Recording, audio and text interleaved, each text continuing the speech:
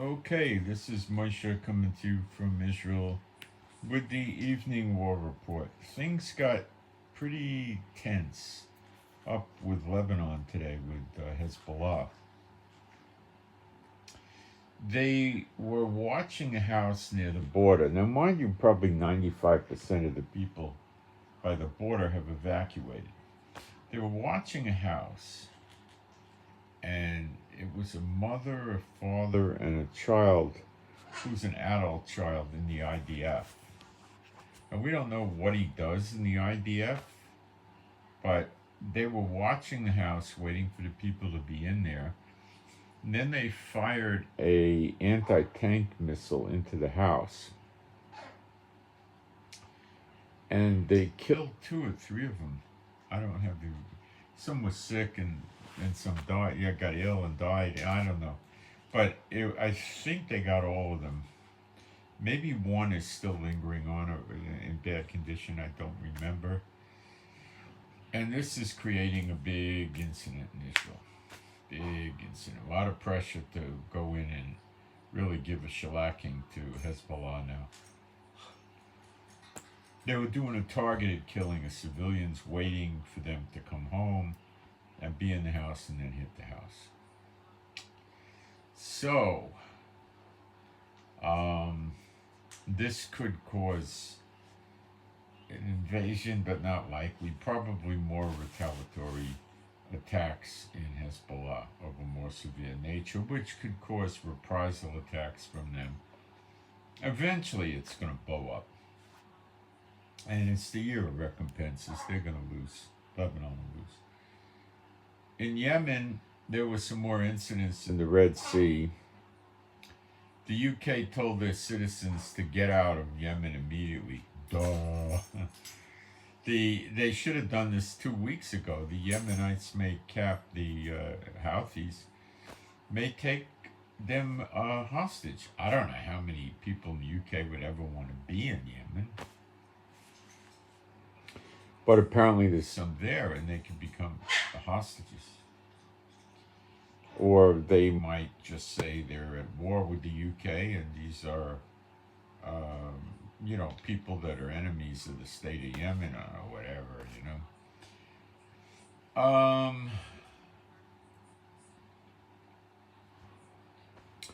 The Americans are talking about, we bombed them, we'll stop them now. I'm laughing, really. I'm laughing.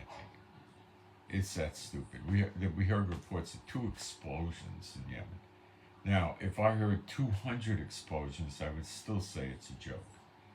If I heard 760 explosions, I'd say, they might get somewhere now. They're not even close.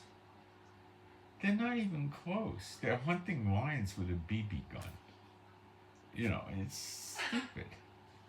You know? I mean, don't take it seriously. It's nonsense. It's a joke. They're warning the Houthis of attacks before they come. See, Biden has adopted Netanyahu's make-believe war attacks that he used on Gaza before this big attack. He would tell them they're coming and they're going to bomb a building. They'd call people up in the building and tell them to get out. They would drop an empty bomb canister on the building, which got the people to understand they had 5 minutes to leave. And they bad guys would run out with their computers, their money, their guns, their weapons, their documents, whatever.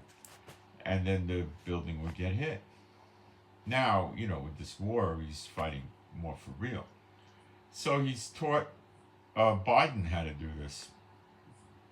And what it is, in plain English, it's how to make it look like you're really trying to hurt the Houthis when you're not, because you all are on the same side. And that's what it is.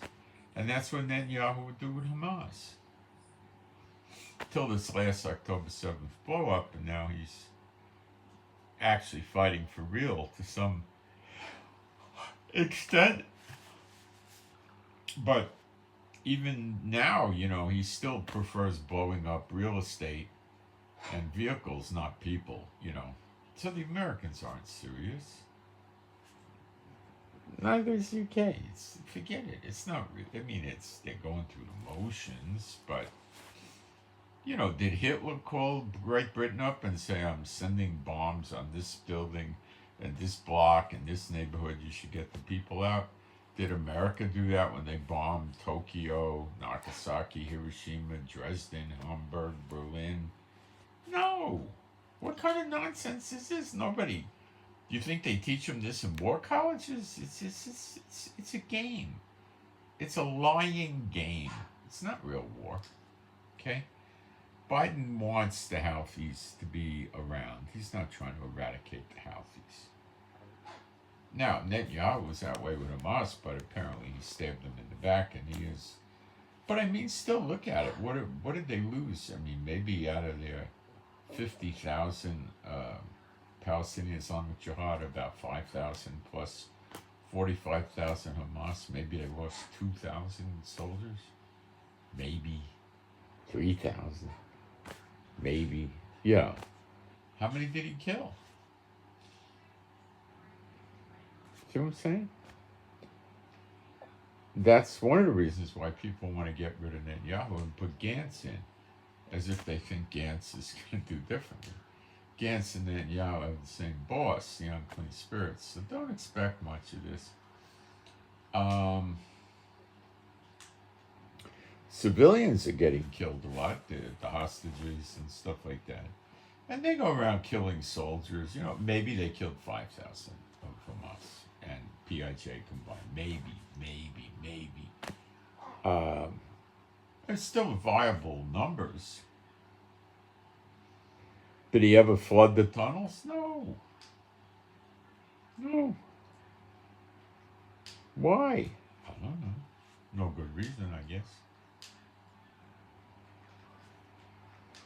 They don't talk about the hostages anymore. They just say, oh, we want to get the hostages out. They don't, and that's it. They drop it. They have to say that.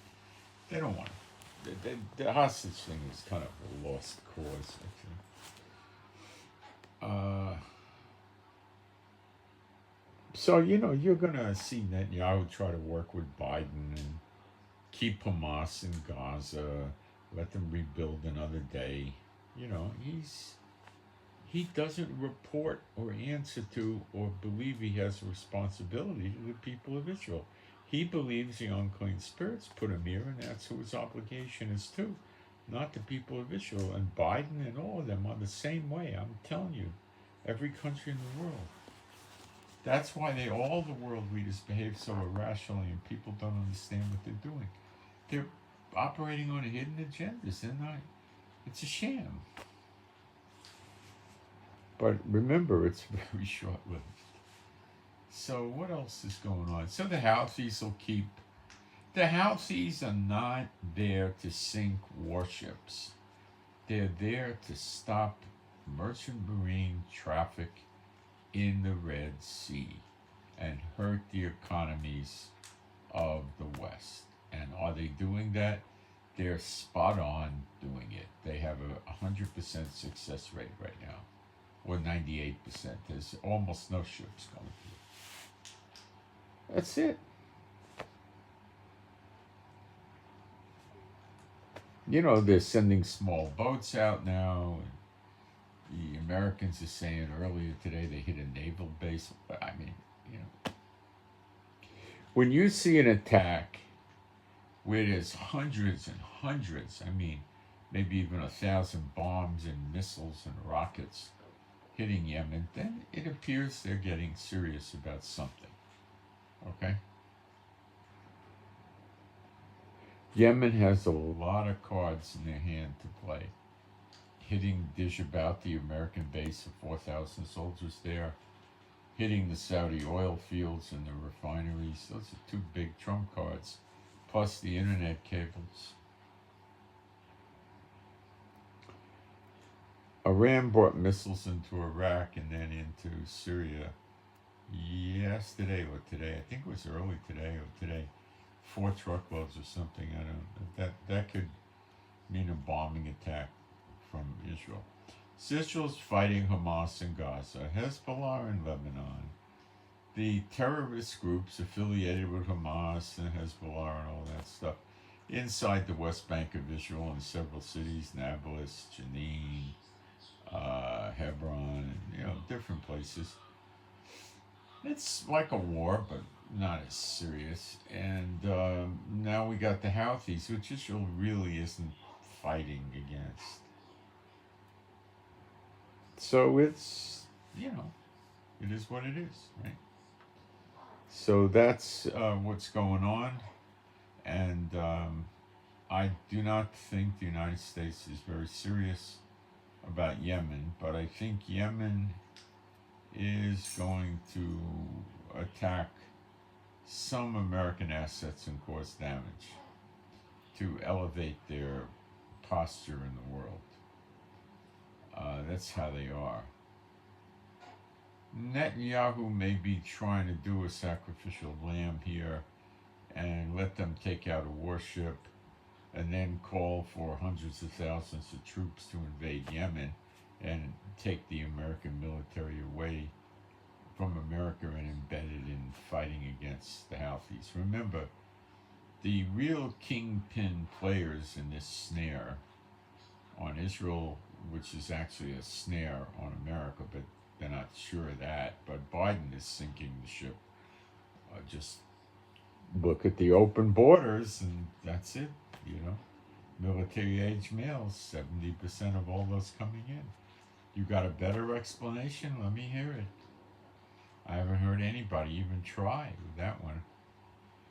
So, China and Russia are the real important players that they don't want to see damaged. The next tier is North Korea and Iran. They don't want to see them get severely damaged. All these other people like Venezuela, Cuba, Belarus, Lebanon, Gaza, Yemen, Iraq, Syria, they're disposable throwaways. They don't care about that. They don't care what happens to them. So that's what I got, and I send my shalom to all those who love Yeshua HaMashiach, and I'm out. Thanks.